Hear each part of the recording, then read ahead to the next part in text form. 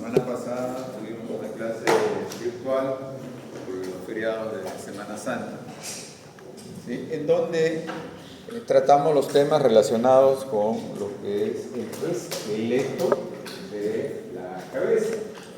Y ahí mencionábamos nosotros que el esqueleto de nuestra cabeza se dividía en dos grandes porciones, ¿no? Que viene a ser el neurocráneo y el viscerocráneo. En el neurocráneo encontrábamos una gran cavidad, ¿no? La caja craneal, donde se iba a ubicar la masa encefálica. En el viscerocráneo también había cavidades más pequeñas, como las cavidades orbitarias, las cavidades nasales, la cavidad bucal.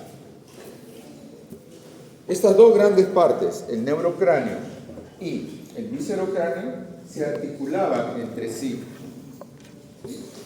Podríamos decir que el viscerocráneo se articula con el neurocráneo en la parte anterior e inferior, ¿sí? Entonces todo eso iba a constituir nuestro esqueleto de la cabeza. Y lo habíamos descrito con todos los huesos articulados, pero también tenemos que describirlo con los huesos desarticulados, como lo vamos a hacer en la práctica a partir de ahora. Bien, entonces tenemos nuestro esqueleto de la cabeza. Y lo que se observa, obviamente, vendría a ser la superficie externa de todos los huesos que van a formar este esqueleto. Sobre esa superficie externa del esqueleto de la cabeza, vamos ahora a empezar a describir una serie de tejidos blandos en distintas capas, ¿no? Desde la más superficial, que vendría a ser la piel, hasta la parte más profunda, ¿sí? Que vendría a ser, digamos, la masa encefálica. Entonces vamos a ir describiendo esas estructuras que en buena cuenta están cubriendo, bien sea al neurocráneo o bien sea al viscerocráneo. Y entonces ahí es que empezaremos a hablar de las distintas regiones que se pueden encontrar en el neurocráneo o en el viscerocráneo. Por supuesto, esta clasificación o esta división en regiones es algo que nos permite entender, nos permite describir, puesto que todo está integrado e interrelacionado. La siguiente, por favor, Esther. Por eso, como teníamos nuestro neurocráneo, nuestro viscerocráneo, entonces debemos de saber también que hay regiones que van a estar ubicadas en el neurocráneo, ¿qué pasó? Yo lo moví, pero no. Y otras regiones que van a estar ubicadas en el viscerocráneo, ¿sí? Entonces el día de hoy vamos a describir qué regiones hay en el neurocráneo. ¿Qué regiones podemos encontrar en el neurocráneo? La región occipitofrontal. Si vemos al modelo, aquí podría ser desde aquí hasta acá, es decir, desde la parte anterior del neurocráneo, la parte superior y la parte posterior del neurocráneo. Tendríamos la región temporal. La región temporal estaría comprendiendo toda esta parte, ¿sí? Toda esta parte que acá nos ayuda el corte de cabello. Y la otra que podemos destacar sería la región mastoidea, más o menos. Tenemos como referencia la oreja, detrás de la oreja, ¿no? Detrás de la oreja tendríamos a la región mastoidea. Obviamente otra zona que también se puede destacar es la región auricular, donde obviamente el elemento principal viene a ser la oreja con sus distintas partes. Bueno, en este caso describiremos la región occipitofrontal, la región temporal y la región mastoidea. Empecemos entonces por la región occipitofrontal. Esta es una región del neurocráneo que lo vamos a encontrar en la parte anterior, superior y posterior de este neurocráneo. En buena cuenta, entonces, eso vendría a ser lo que hemos denominado la bóveda craneana, ¿no? La bóveda calosa o calvaria craneana, que es una de las partes en que se podía dividir el neurocráneo, ¿sí? Por eso decíamos, ¿no?, que esta región occipitofrontal ocupa la parte anterior, superior y posterior del cráneo o neurocráneo, ¿sí?, del neurocráneo. Entonces, eso van a ser la ubicación de esta región.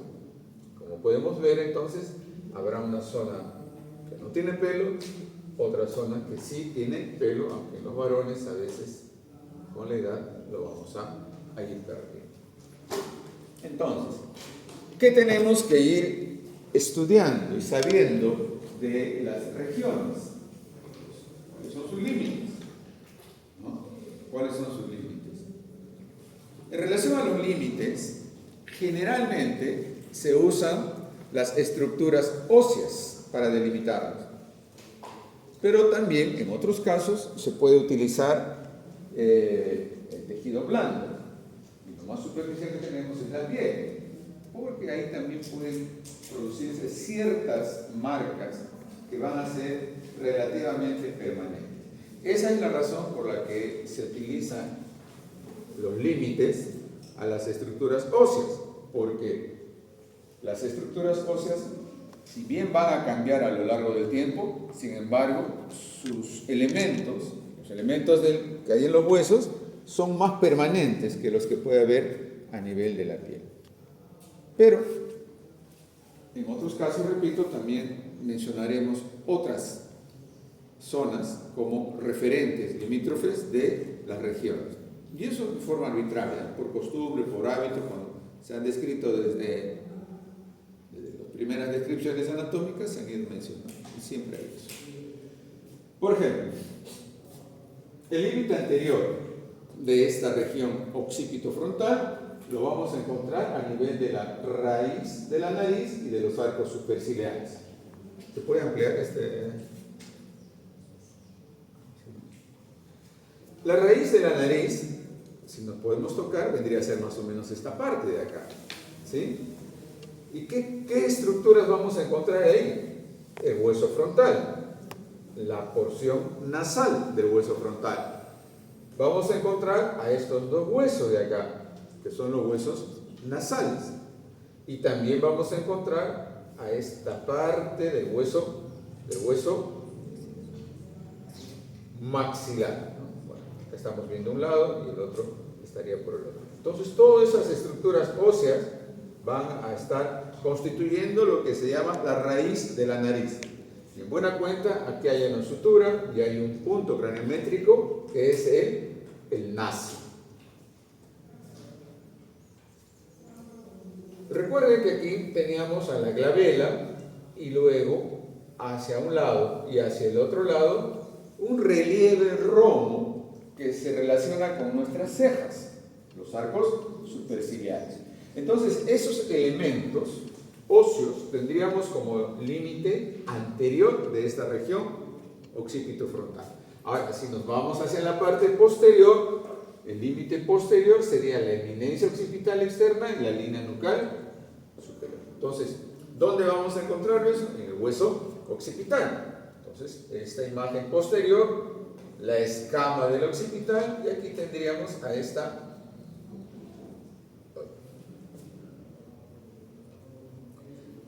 parte del hueso occipital, que es la protuberancia, así se puede, la protuberancia occipital externa. Y ahí también hay un punto que viene a ser el punto,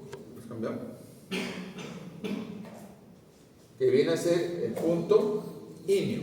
Y de este punto, la línea nucal superior. Esos dos elementos que están en el hueso occipital conforman el límite posterior. Y el límite lateral de la región occipitofrontal, dice, lo constituyen las líneas temporales superiores, de un lado y del otro lado, obviamente, ¿no? Entonces, aquí tendremos a esta línea temporal superior. ¿En qué hueso está? Bueno, está en el hueso parietal, pero vemos que va a dar la vuelta. ¿Pero dónde se inicia esa línea? Recordemos que se inicia aquí. Se inicia aquí. Esta es la línea temporal del hueso frontal, ¿no? Entonces, toda esta línea, la línea temporal superior, será el límite lateral de esta región occipitofrontal. Entonces ya podemos ir deduciendo qué huesos van a estar formando parte de esta región occipitofrontal. El hueso frontal, el hueso parietal y el hueso occipital. ¿Sí?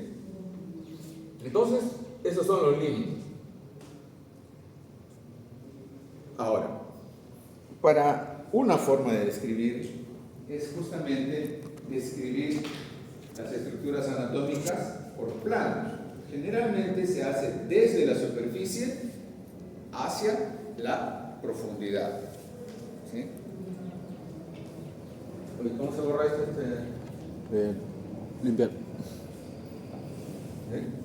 Entonces ahí tendríamos los distintos planos anatómicos, o capas anatómicas si quieren también, que vamos a encontrar en la región occipitofrontal. En buena cuenta va a ser casi la misma de otras regiones. ¿Sí? La piel, lo más superficial, un tejido conectivo denso debajo de ella. Luego encontraremos un elemento muscular y aponeurótico, ¿sí? Por eso se llama plano músculo-aponeurótico. Habrá un tejido conectivo laxo, después el más profundo, el plano esquelético, y la parte más profunda ya el plano donde se encuentra la masa encefálica. Ahora, en cada uno de estos componentes, en cada uno de estos planos, se pueden ir identificando elementos anatómicos, principalmente elementos neurovasculares y elementos musculares. Y eso es lo que vamos a ir mencionando.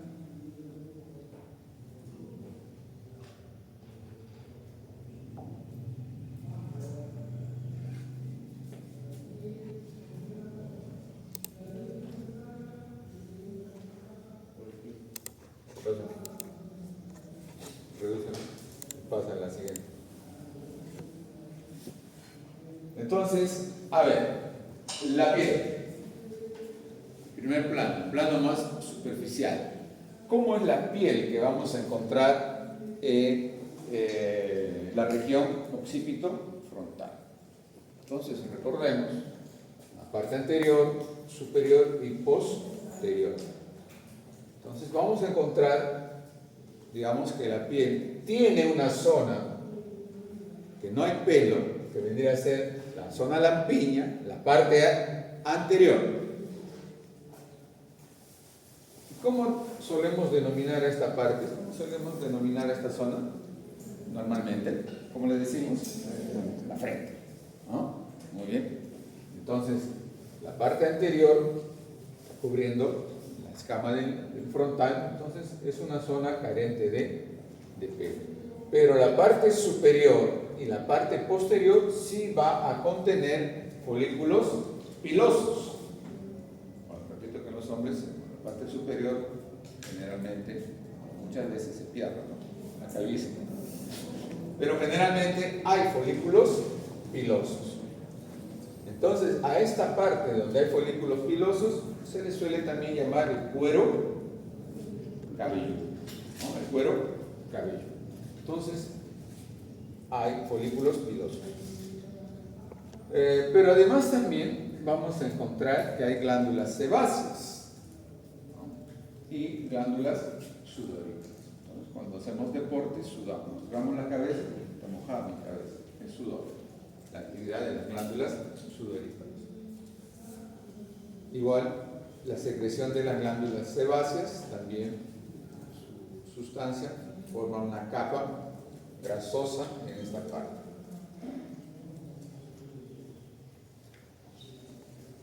Debajo de la piel vamos a encontrar a lo que se suele denominar tejido celular subcutáneo, porque se encuentra debajo de la piel. En este caso, ese tejido celular subcutáneo está conformado por un tipo de tejido conectivo que es muy fibroso. Por eso recibe ese nombre, tejido conectivo denso, ¿sí?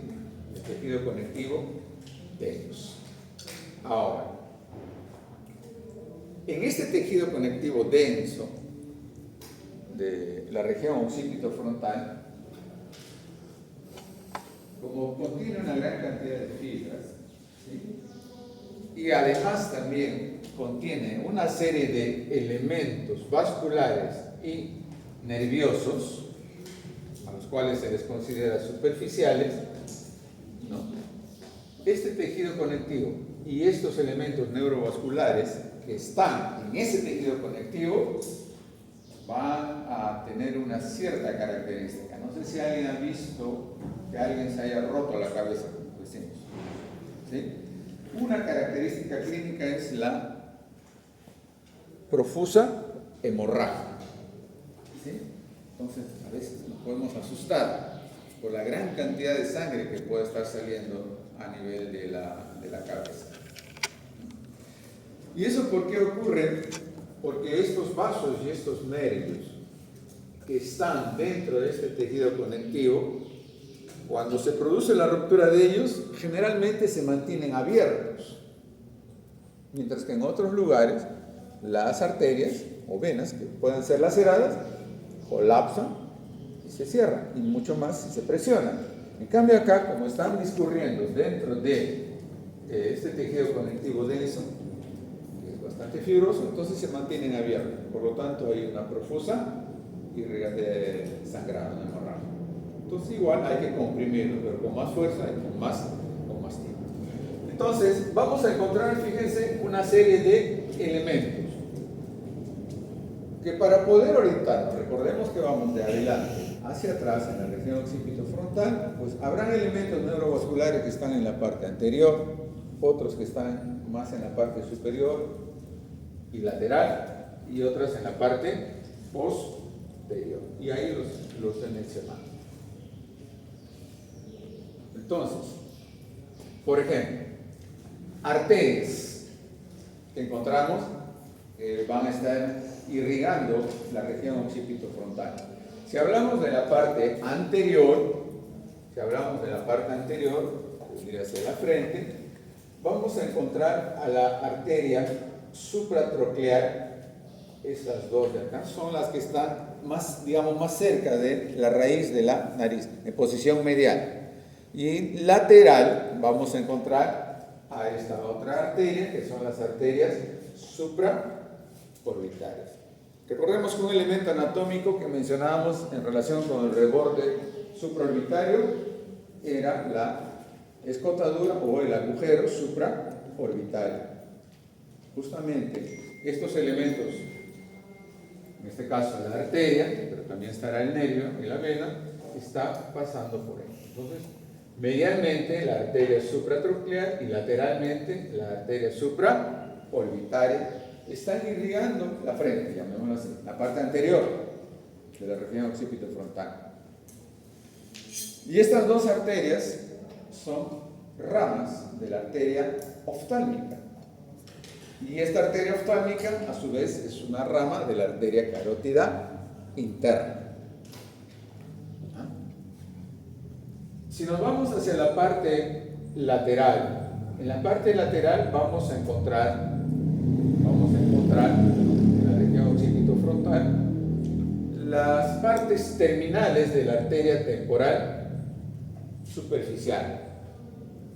Esta arteria temporal superficial es una de las ramas terminales de la arteria carótida externa.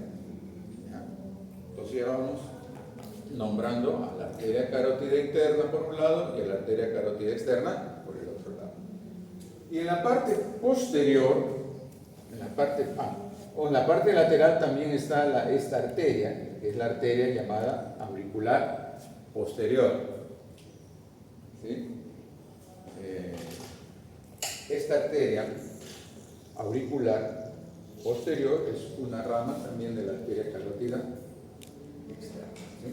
La temporal superficial es rama terminal, mientras que la auricular posterior es una rama colateral.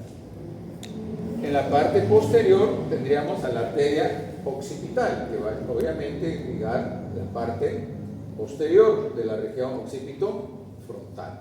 Esta arteria occipital también es una rama de la arteria carótida externa. Entonces, estos elementos vasculares los vamos a encontrar irrigando las distintas partes, anterior, posterior, lateral, de la región occipito-frontal. Y también vamos a tener elementos nerviosos. ¿Sí? En la parte anterior, como ya hemos mencionado, está el van supraorbitario, pero también está el van supratroqueal. Entonces, igualmente estará el nervio supratroqueal, posición medial, y el nervio supraorbitario más lateralmente.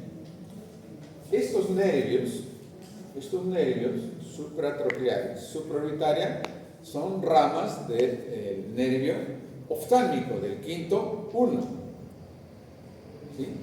Y son nervios sensitivos, es decir, van a captar estímulos como tacto, como temperatura, como dolor. Y fíjense que estos nervios están en la parte anterior, supraorbitario y supratroqueal, inervan hasta la mitad de la región occipito-frontal, desde la parte anterior hasta la mitad del cuero cabelludo. ¿Sí? Entonces le va a dar sensibilidad. Nos vamos hacia la parte lateral. Básicamente son las últimas ramas ya de este nervio, que es el nervio aurículo-temporal, rama del quinto 3. Y acá hay otros nerviositos, que son los nervios cigomático-temporales. Pero ellos más van a inervar la parte de la región temporal. En la parte posterior vamos a encontrar dos nervios, el occipital menor y el occipital mayor. Ambos son nervios que se van a encontrar en el cuello, en la nuca, pero que sus ramas se dirigen hacia la parte superior, hacia la zona occipital, y van a dar inervación. Todos estos nervios que estamos mencionando van a dar inervación sensitiva. ¿Sí? Sensitiva. Van a captar, ya dijimos, estímulos sensitivos. Dolor, temperatura. ¿Sí?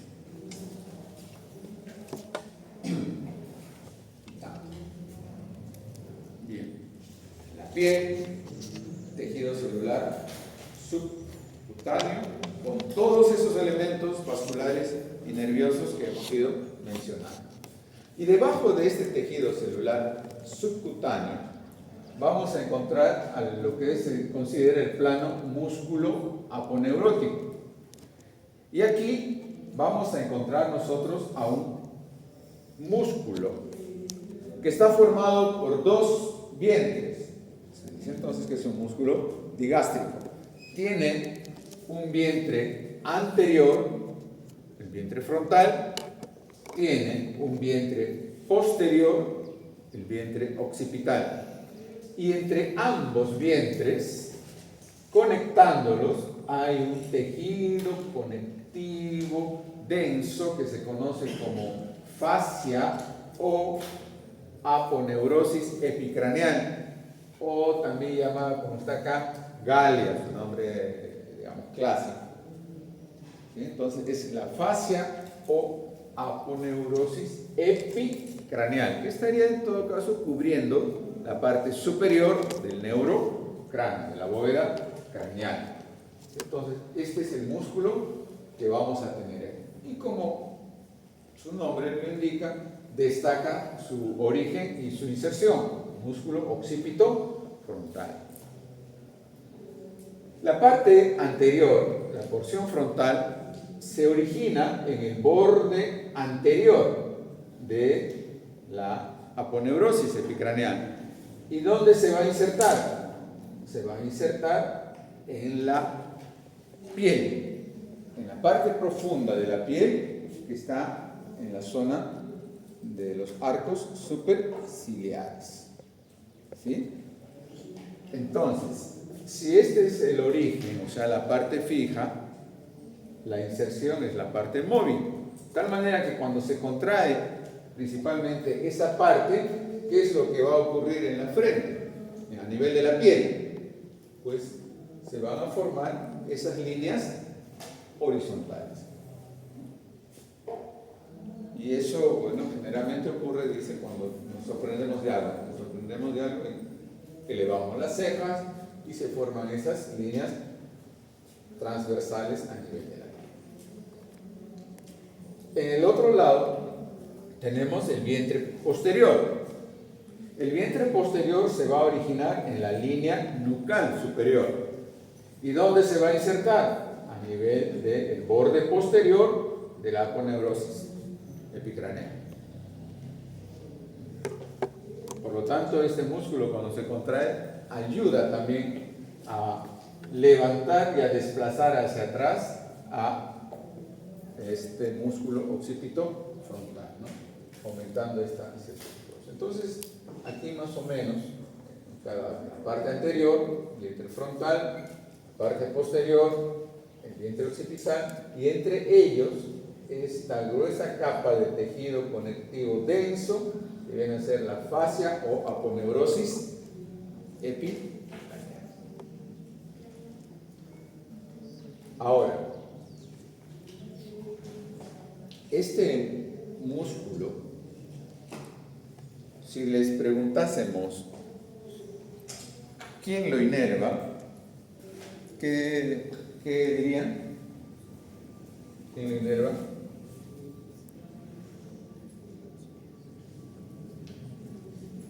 A ver,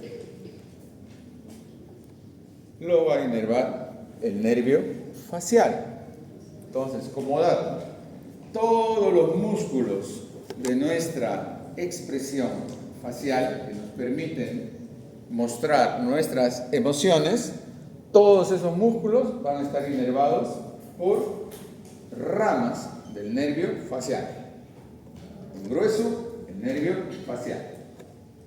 Y si estamos moviendo la piel de la frente, si podemos mover, aunque casi en forma imperceptible, la parte superior y posterior de esta parte, entonces estos músculos, o este músculo occipito frontal, es también un músculo de la expresión, es un músculo de la mímica, aunque no se encuentre en lo que llamamos cara, pero también es un músculo.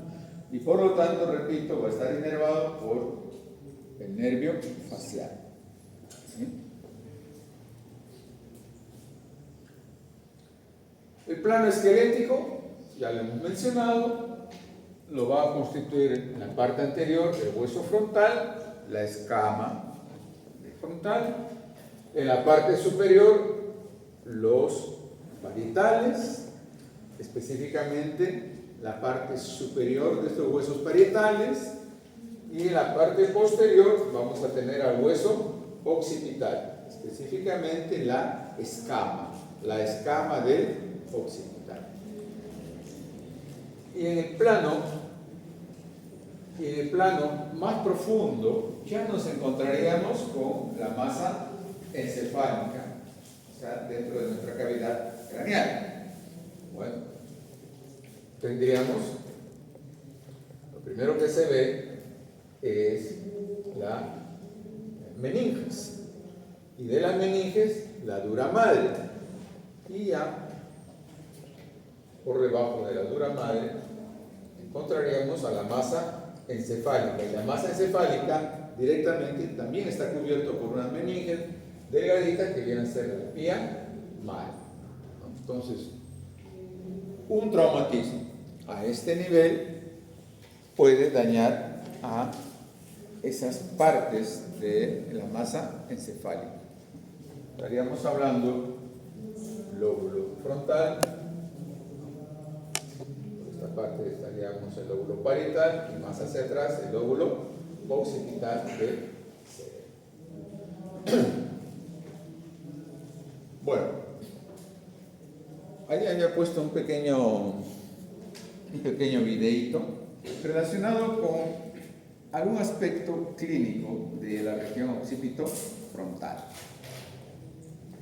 Luego lo vemos. ¿Y a qué cosa destacaba este video?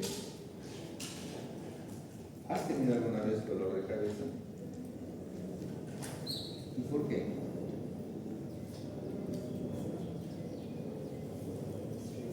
Estrés. ¿Tú has tenido dolor de cabeza alguna vez? ¿Por qué? Estrés. Bueno, una consecuencia del estrés es el aumento del tono muscular, o sea, una hipertonicidad. ¿Sí?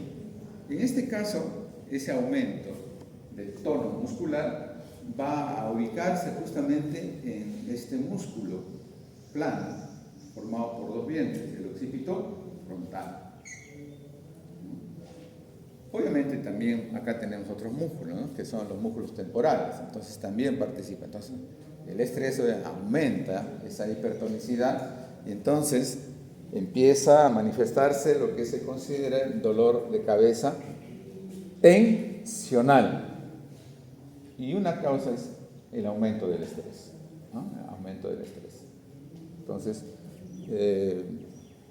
obviamente puede estar relacionado con el dolor de la cabeza, ¿no? Obviamente hay otras causas, ¿no?, de dolor de cabeza, si no estamos hablando de este en especial. Bien, continuamos. Otra parte, otra región que vamos a tener aquí en nuestro neurocráneo va a corresponder a la región temporal, ¿sí? A la región temporal. Entonces, para ubicarnos un poco, la región temporal, dice, está en la parte lateral del cráneo. Entonces tenemos que ponernos de perfil. Debajo de la región occipitofrontal, arriba de la región esparotídea y masseterina y detrás de la región orbital. Nos ubicamos acá. Si vemos todo esto, corresponderá a la región occipitofrontal. Dice, la región temporal va a estar debajo, ¿no? Entonces, estaría en esta zona más o menos. Toda esa zona más o menos correspondería a la región temporal. Entonces, por debajo de la región occipitofrontal, por debajo de la región occipitofrontal, por arriba de la región parotídea y masseterina. La región parotídea tiene que ver con esta parte donde se encuentra la rama mandibular, y esa rama mandibular lo cubre superficialmente el músculo macetero, la región masseterina. Y hay otra región que se va a encontrar en esta parte, más o menos, que viene a ser la región masseterina, y esta es la región parotídea, donde obviamente el gran elemento va a ser la glándula parótida. Entonces, por arriba de la región masseterina y la región parotídea. ¿Y qué más dice? detrás de la región orbitaria. Todo esto es la región orbitaria, donde obviamente está nuestro globo ocular. Y entonces, si esta es la región, por atrás, todo esto, la región temporal. Entonces, esas son las relaciones, digamos, que guarda la región temporal con otras regiones. ¿Sí?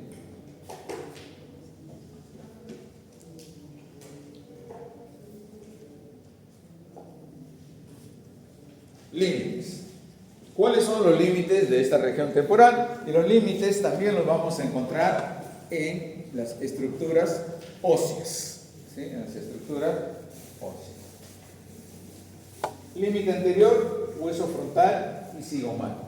Entonces, estamos viendo acá nuestro cráneo articulado.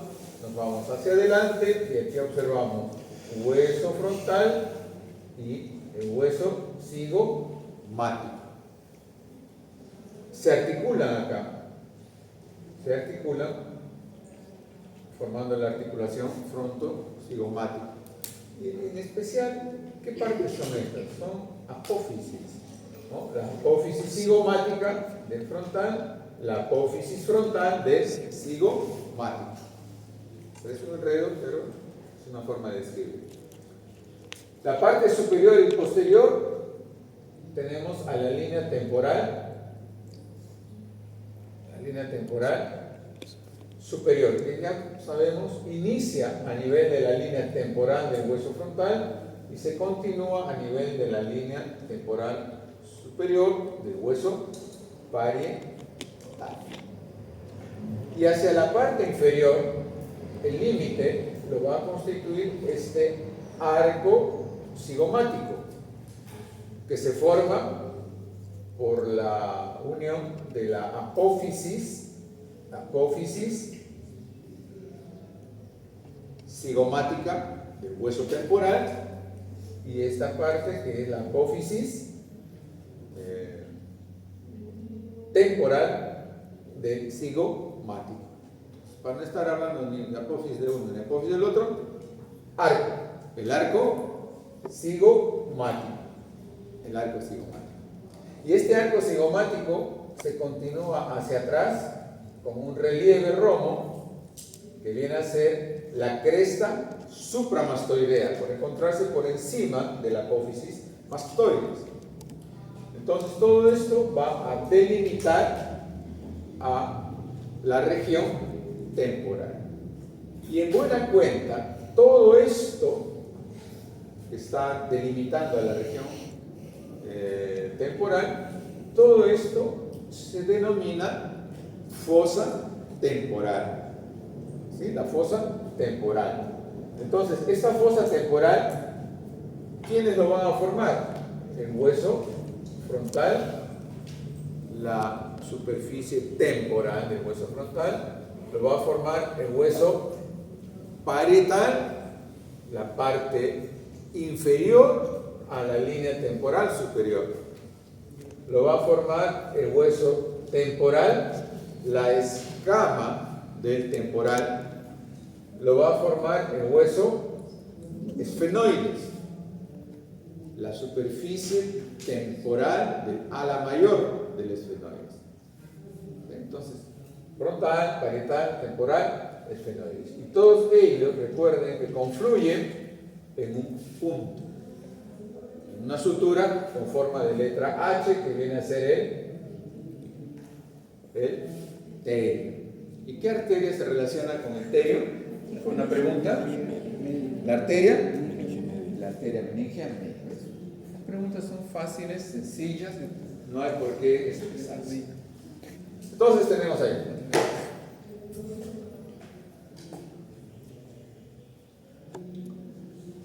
Y entonces, también aquí en la región temporal, vamos a resaltar los planos anatómicos.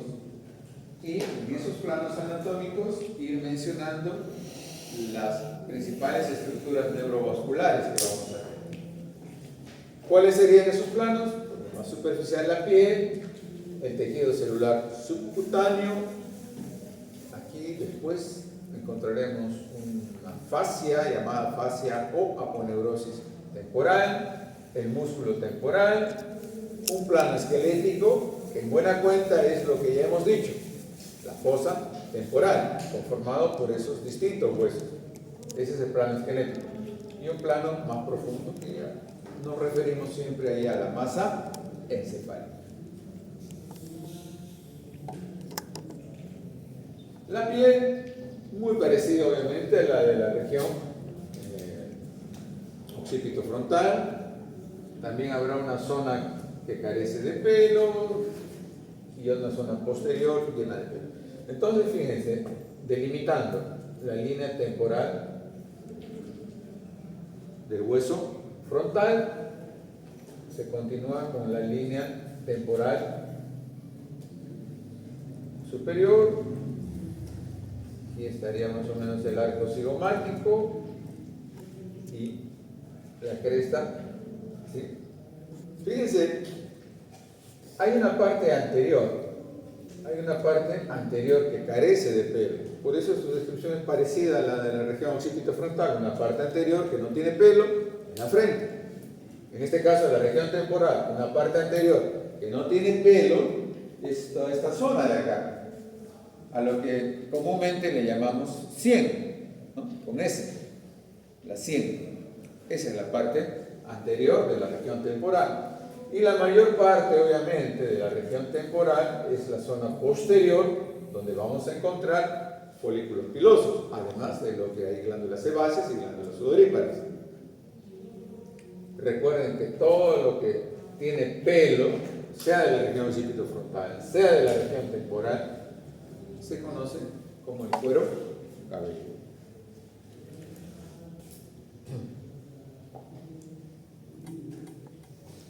Por debajo de la piel, el tejido celular subcutáneo. ¿Sí? El tejido celular subcutáneo generalmente está formado por un tejido conectivo laxo, con cantidades variables de tejido adiposo. Y ahí encontraremos vasos y nervios, ¿sí? Sobre todo los vasos y nervios superficiales. Pues bien,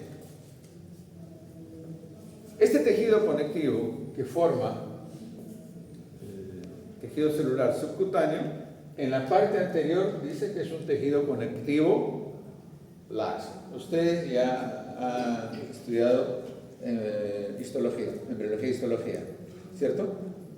Entonces hayan debido ver los 4 tejidos fundamentales y las variedades de estos que hay. Entonces, una variedad de tejido conectivo es justamente el conectivo laxo. Pero en la parte posterior y superior vamos a encontrar que ese tejido conectivo laxo se torna más fibroso, mayor cantidad de fibras, y por eso ahora recibe el nombre de tejido conectivo denso. ¿Qué elementos vasculares y nerviosos vamos a encontrar acá? Varios. Y en conjunto pues van a recibir el nombre de vasos y nervios temporales superficiales, ¿no? Superficiales.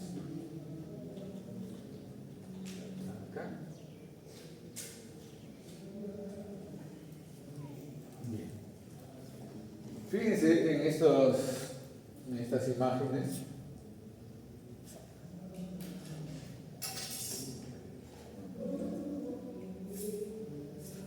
¿Qué es lo que estamos tratando de resaltar? Los vasos y nervios superficiales de la región temporal. Esta estructura blanquecina que vemos es justamente el tejido conectivo denso. Por eso ese color blanquecino, porque las fibras colágenas tienen ese tono, el color blanco. Entonces, aquí tenemos nosotros a una arteria, ¿sí? Que viene a ser la arteria carótida. Perdón, más abajo, no está bien, la arteria carótida externa, una de las ramas de esta arteria carótida externa, que es como su continuación hacia arriba, viene a ser la arteria temporal superficial. La otra rama de esta arteria carótida externa se va a meter, llamémoslo así, a las partes profundas de la cabeza y será la arteria maxilar. Por ahora es esta arteria temporal superficial, una rama terminal de la arteria carótida externa. Continúa hacia la parte superior, más o menos por la sien, delante de la oreja, y luego se divide en sus dos ramas terminales. Esta que vendría a ser la rama frontal, y esta que viene a ser la rama parietal. Entonces ahí vamos a tenerlos. Si vemos este elemento, que es el elemento arterial, no solo está solo, sino también está como este elemento que acá aparece de color medio azul, que es la vena, ¿no? La vena temporal superficial, cuyo recorrido va, pues en este caso, en sentido contrario al recorrido que hace la arteria. Y estas son las distintas ramas que se va ramificando la rama frontal. Entonces ahí vamos a tener. Igual acá, fíjense, esta es la glándula parótida. Decíamos que la región temporal estaba por arriba, encima de la región parotidia y de la región masseterina.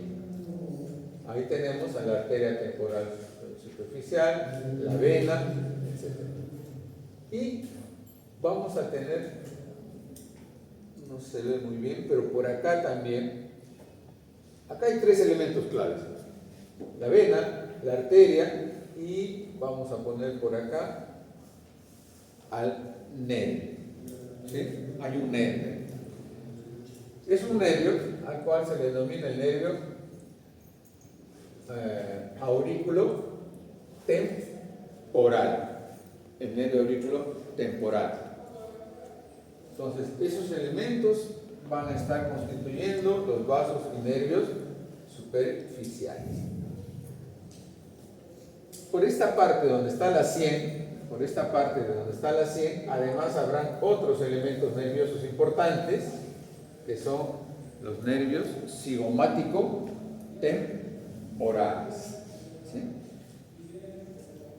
Aclarando, estos nervios cigomático-temporales en la sien, las ramas de este nervio aurículo-temporal son ramas sensitivas.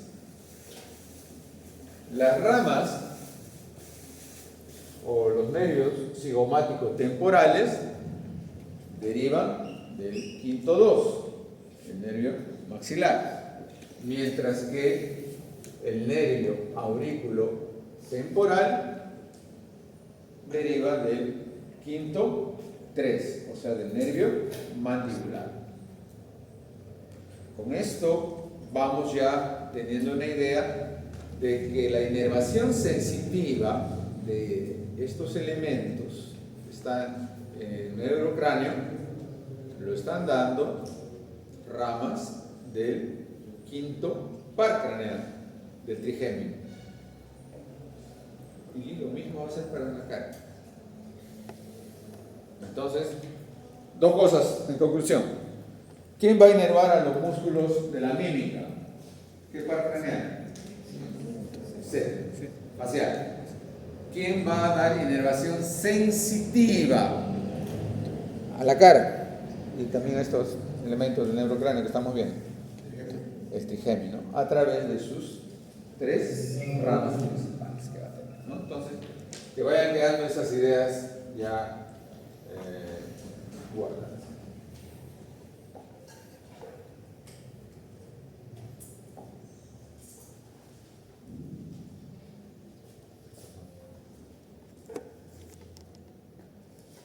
Bien, eso en lo que hemos denominado el plano del tejido celular subcutáneo.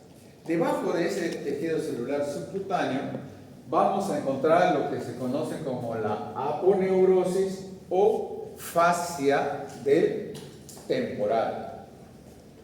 Esta fascia del temporal, aquí lo estamos viendo, que lo han levantado, fíjense, está constituida por tejido conectivo denso, ¿sí? Es, por lo tanto, una membrana fibrosa que va a cubrir al músculo temporal. ¿Sí? ¿Dónde se va a insertar esta fascia? En los bordes de todo lo que hemos puesto como límite de la región temporal. Pero vamos a destacar principalmente su inserción superior, que está a nivel de la línea temporal superior, y su inserción inferior a nivel del arco, cigomático. Y cuando se inserta en el arco cigomático, en el borde superior, ¿qué va a ocurrir con esta fascia temporal? De ser una sola membrana, va a dividirse para insertarse en el arco cigomático. Se divide. Por lo tanto, deja un pequeño espacio. Y ese pequeño espacio, en algunas personas, se llena de abundante tejido adiposo, bastante grasa, carita bastante ensanchada. Entonces tenemos aquí a la fascia o aponeurosis del temporal.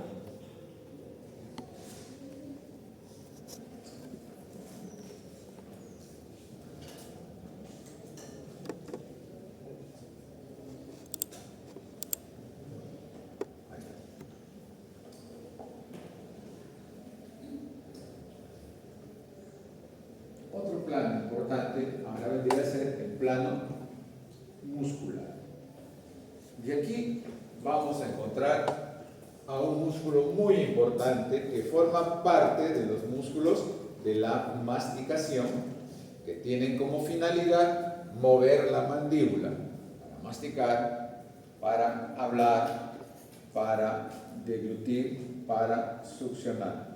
Funciones principales del sistema masticatorio o sistema estomatognático. Entonces ahí tenemos. Tiene forma, dice, de un abanico, es un músculo aplanado que tiene una amplia inserción de origen, o si quieren, un amplio origen. ¿Dónde se origina? Justamente en la línea temporal. Pero ahora decimos en la línea temporal inferior. ¿Eso por qué? Porque en hueso parietal van a haber dos líneas temporales. Una donde se inserta la fascia, que es la línea temporal superior, y otra debajo de ella, donde tiene como límite de origen el músculo temporal, que viene a ser la línea temporal inferior, y esa es la línea temporal superior. Ahora, ¿dónde más se va a originar este músculo? En toda esa superficie amplia que constituye la fosa temporal, que decíamos está formado por el efenoides, el frontal, el parietal y el temporal. Toda esa superficie. Pero, ¿quién cubre este músculo? La fascia temporal. Entonces, también hay fibras musculares de este músculo que se originan en la fascia temporal, en la cara profunda de la fascia temporal. Entonces fíjense que tiene una amplia inserción de origen, o sea, un amplio origen. Y como es un músculo que está ensanchado, que tiene un amplio origen, ¿qué va a ocurrir con las fibras? Pues las fibras finalmente se van a dirigir hacia adelante, hacia abajo, van a formar un tendón grueso y se van a insertar ¿dónde? En la apófisis coronoides. Y la apófisis coronoides es una parte del hueso mandibular. Para describir un poquito mejor, inclusive, y luego para determinar la función o las funciones que va a tener, fíjense que a esta amplia cantidad de fibras musculares se les puede dividir en un grupo de fibras anteriores que tienen una disposición vertical. Luego se puede dividir en un grupo de fibras medias, que son las más abundantes y que tienen una dirección oblicua. Y luego hay un grupo de fibras posteriores, que más bien tienen una orientación casi horizontal. Por la disposición de este grupo de fibras del músculo temporal, anterior, medio, posterior, se puede deducir que la función de este músculo, cuando se contrae, van a ser dos: elevar y retruir la mandíbula. Estamos con la boca abierta, elevamos la mandíbula. Estamos con la mandíbula hacia adelante, la llevamos hacia atrás, eso es retrucción. Y miren, se puede todavía identificar que las fibras anteriores y medias tienen como función principal elevar la mandíbula por la dirección que tienen, mientras que las fibras posteriores tendrán la función de retruir, es decir, de llevar la mandíbula hacia atrás. Por eso es que se destaca que este músculo de la masticación tiene esas dos funciones: elevar y retruir la mandíbula. Importante.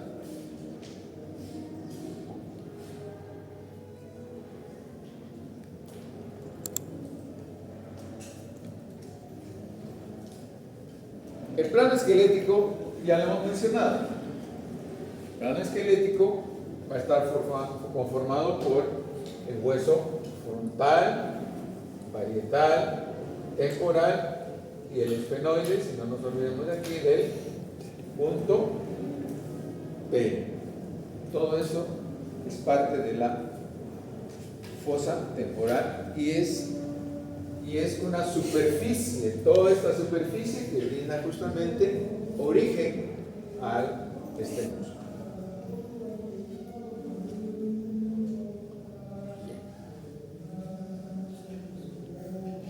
Hemos hablado, cuando veíamos el tejido celular subcutáneo de la región temporal, que había elementos neurovasculares superficiales.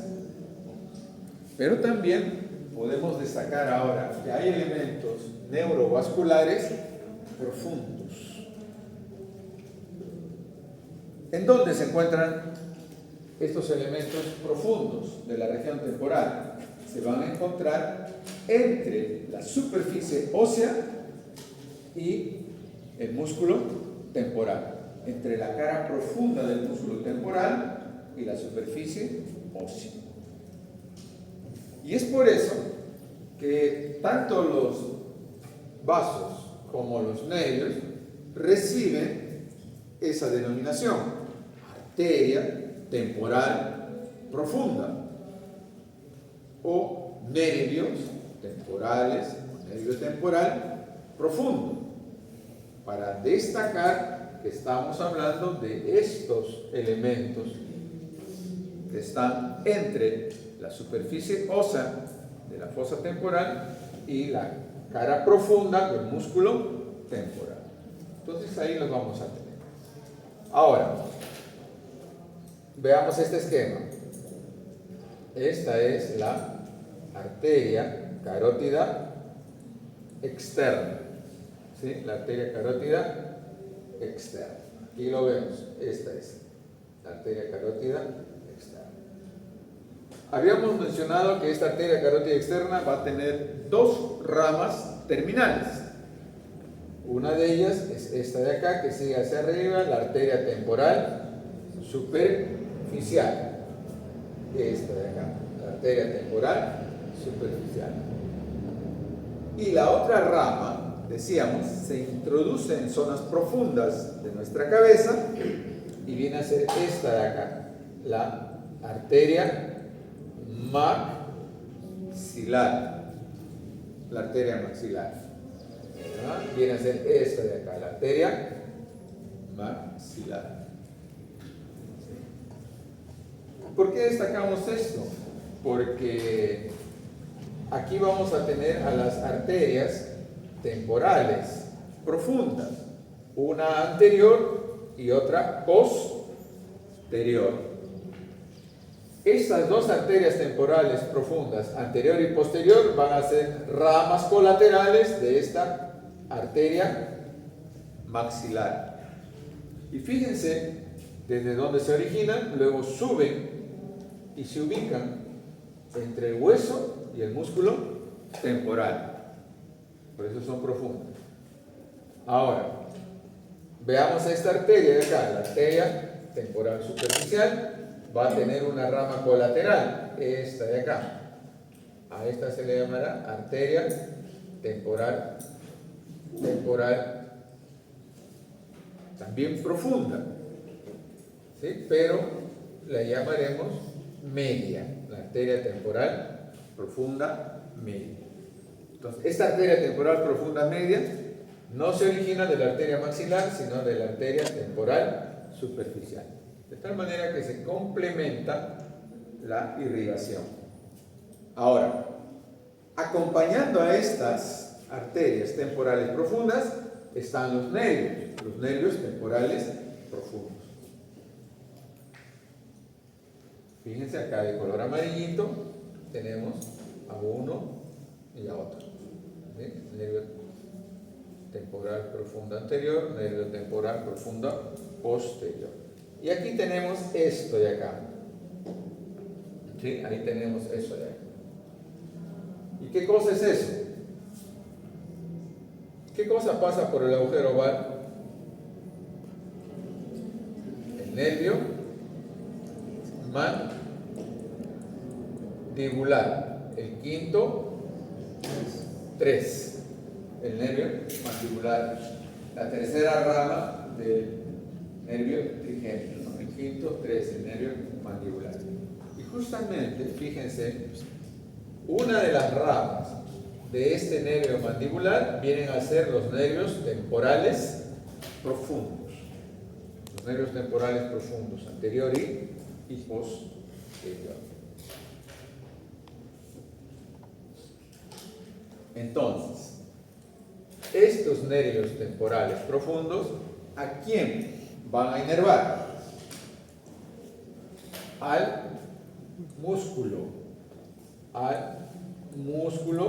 temporal.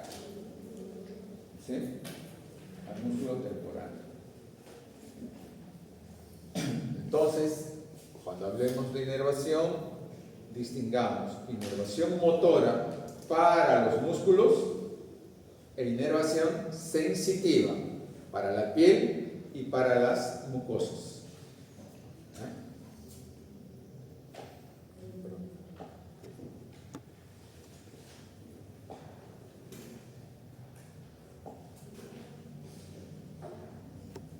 Y el plano más profundo se refiere a la masa encefálica y a las meninges que las van a cubrir.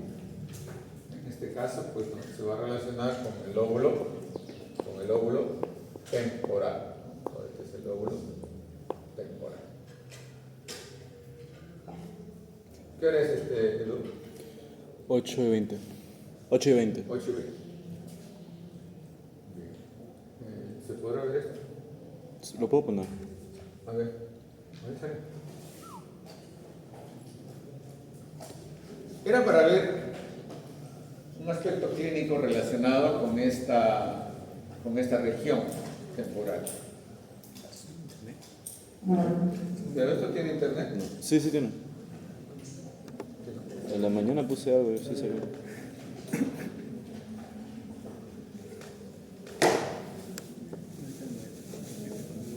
Estará saturado hasta ahora. Ya cierra, ¿no? Bueno, ¿qué quería destacar este videíto de acá?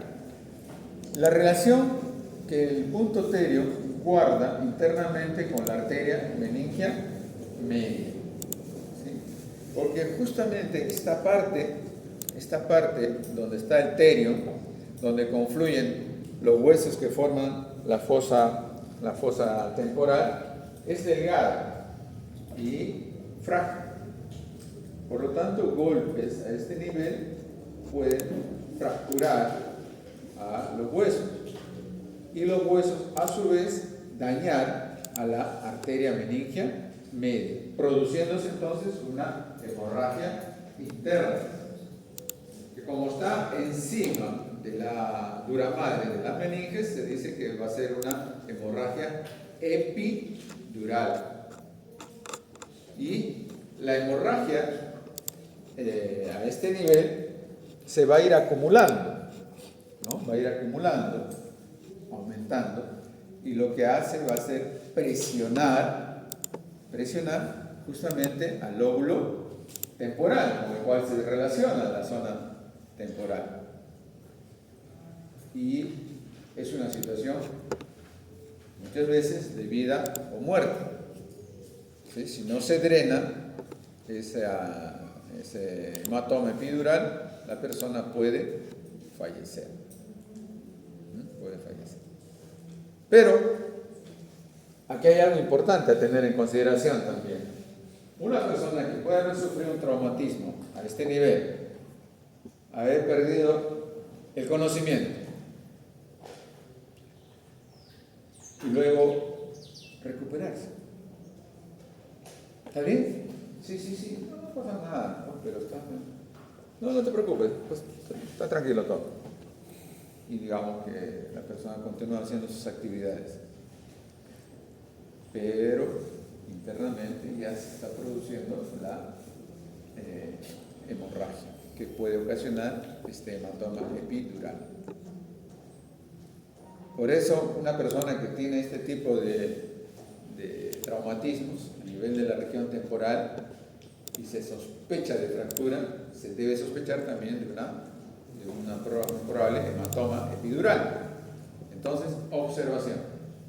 Entonces, no sé si ustedes han visto ahora los jugadores. A veces van y cabecean y se golpean en la zona esta. Quedan inconscientes. Los apoyan, los auxilian y luego se recuperan. Quieren seguir jugando, pero ya el médico dice no pueden seguir jugando. ¿Qué es lo que ocurre? Esa reacción, la reacción lúcida le llaman. No pasa nada, estoy tranquilo, solo tiene un golpe. No, fuera. Entonces tienen que descansar y estar en evaluación. Bien. Finalmente, la otra región que queremos destacar el día de hoy es la región mastoidea. A ver.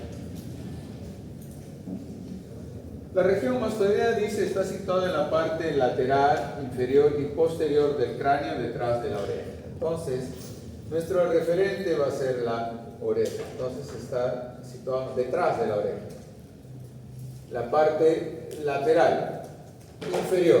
Entonces, más o menos va a coincidir con esta parte, ¿no? Y ahí vamos a encontrar a la apófisis mastoides. La apófisis mastoides.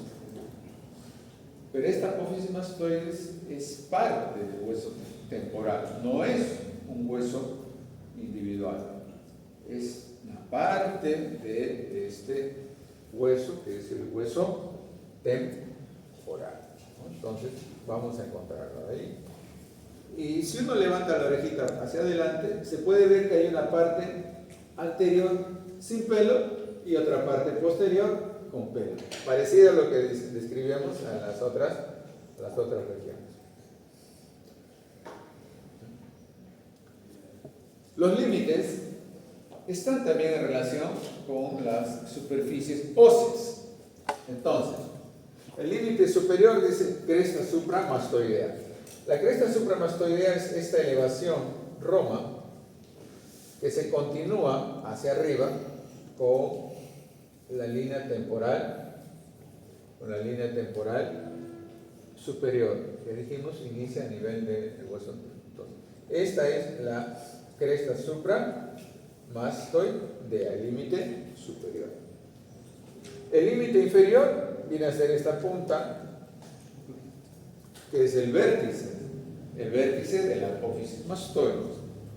El límite anterior está en relación con el conducto auditivo externo, ¿no? El conducto auditivo externo. Y el límite posterior vendría a ser este borde, el borde posterior de la apófisis mastoides. Entonces, en toda esta área pequeña viene a ser los límites de esta región mastoidea.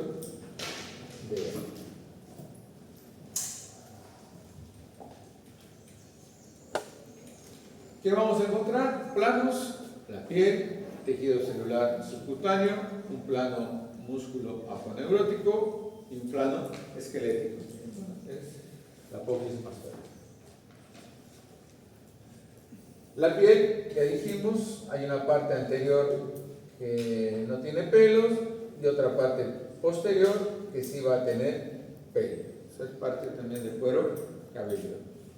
Y tiene las mismas características que la de la región occipitofrontal, la región temporal. Ahí está la piel. Luego viene, por debajo de la piel, el denominado tejido celular subcutáneo. ¿Sí? El tejido celular subcutáneo. Bueno, ¿qué es lo que vamos a destacar en esta zona? La presencia de algunos músculos, ¿sí? No solamente el músculo auricular posterior, sino también el músculo auricular superior y el músculo auricular anterior. Estos músculos en los seres humanos están como involucionando, ¿sí? Muy desarrollados en los animales. Por eso los animales pueden mover la oreja y orientarlo en la dirección donde viene el sonido. Nosotros no podemos hacer eso. Hay algunos que sí tal vez pueden mover la oreja. Bueno, ¿sí? Entonces ahí vamos a tener a estos músculos. Son músculos delgaditos, poco identificables incluso. ¿Qué más vamos a encontrar en el tejido celular subcutáneo? La arteria auricular posterior y la arteria occipital. Estas dos arterias son también ramas de la arteria carótida externa. ¿Sí? Son ramas de la arteria. Y los nervios también. Nervio auricular posterior, rama del facial, y el nervio auricular mayor y el nervio occipital menor. Esos son ramas del plexo cervical. Nos encontramos ahí.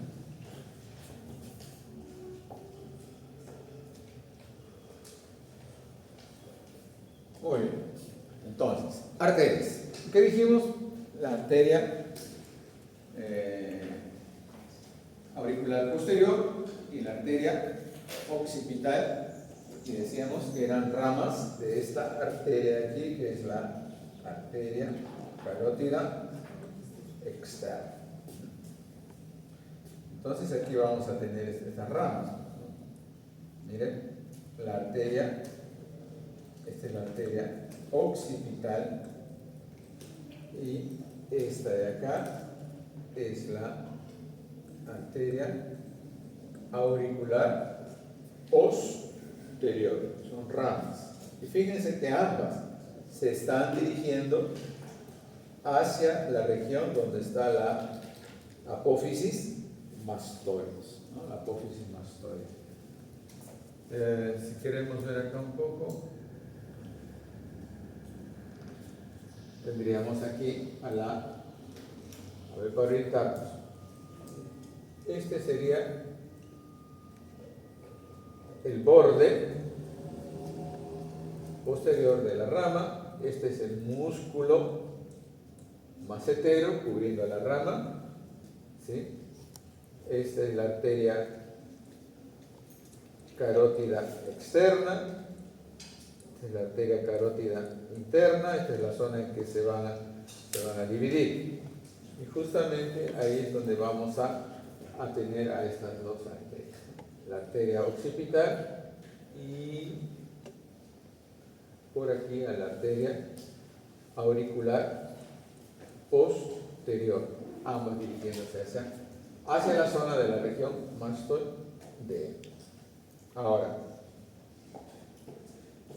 en cuanto a los nervios, habíamos mencionado al nervio auricular posterior, pero ese nervio auricular posterior es rama de nervio facial y se dirige justamente a estos musculitos delgaditos que son los músculos auriculares, ¿no? Posterior, superior y anterior.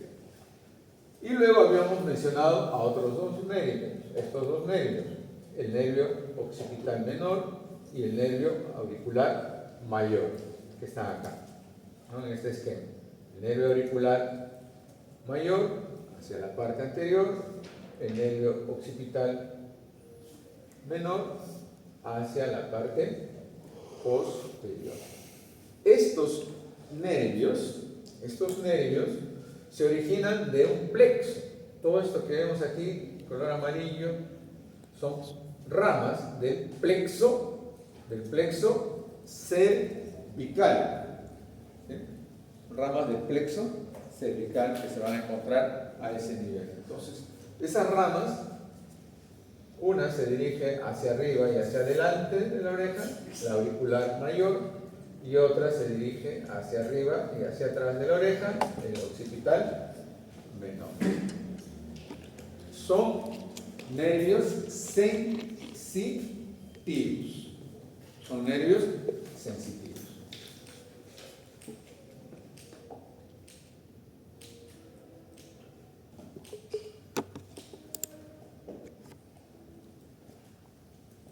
Bien.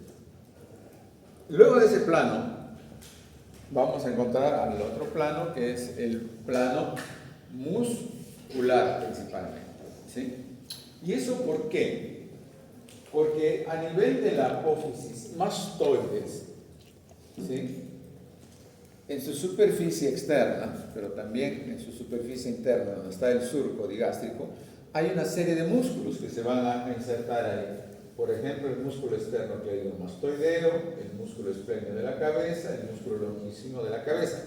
Estos tres músculos se van a insertar, así en ese sentido, de superficial a profundo, en la cara superficial. En la cara superficial. Entonces, si vemos aquí, para orientarnos un poco, esta es la clavícula. Este músculo que viene aquí es el músculo esternocleidomastoide de su rama cleidal, external, y aquí su rama cleidal. Esternocleidomastoide de ambas partes se van a unir en la parte superior y se van a insertar a nivel de la apófisis mastoides. ¿Sí? A nivel de la apófisis mastoides. Por debajo de ese músculo hay otro músculo que también se inserta ahí, y es el esplenio de la cabeza. Ese músculo es un músculo posterior, es es un músculo de la nuca. Este es el esplenio de la cabeza y este es el esternocleidomastoideo. El esternocleidomastoideo más superficial y debajo está la inserción del esplenio de la cabeza. Y el otro músculo, que también es un músculo de la nuca, viene a ser este de acá, que es el longísimo. Este es el músculo longísimo de la cabeza. Miren cómo estos músculos confluyen a nivel de la apófisis mastoides para insertarse. Sobre todo, repito, en relación con su cara lateral. Pero en relación con la cara medial de la apófisis mastoides, recordemos, había un surco, el surco digástrico. Y ahí se insertaba el vientre posterior del músculo digástrico. ¿Sí? Entonces, por eso se destaca a este plano muscular relacionado con la apófisis mastoides. Bueno, el plano esquelético ya lo hemos mencionado. Es esta parte, es una parte, repito, del hueso temporal. Aquí estaría, este es el surco digástrico, por ejemplo, ¿no? El surco digástrico. Y aquí tenemos otro surco por donde pasa la arteria occipital, una de las arterias que hemos mencionado. ¿Ya?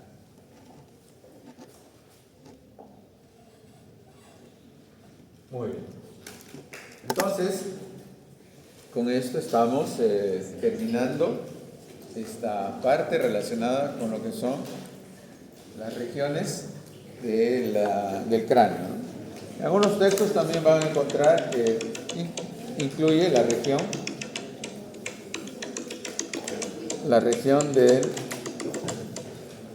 auricular, donde principalmente está pues la oreja, ¿no? Bueno, si algo hay que destacar de la región mastoidea es que a pesar de ser externamente un hueso aparentemente duro, sólido, sin embargo en su interior hay muchas celdillas mastoideas que se relacionan con el oído medio. ¿Sí? Se relacionan con el oído medio. En el oído medio están los huesecillos del oído, ¿no? Entonces, una otitis a nivel del oído medio puede propagarse a nivel de las celdillas mastoideas, ¿sí? Y originar una mastoiditis. Y lo más complicado sería de que esta mastoiditis también complique a las meninges, una meningitis, y como consecuencia una encefalitis, si es que esto sigue avanzando. ¿Sí? Entonces, digamos que ese es un aspecto clínico relacionado con la región mastoidea.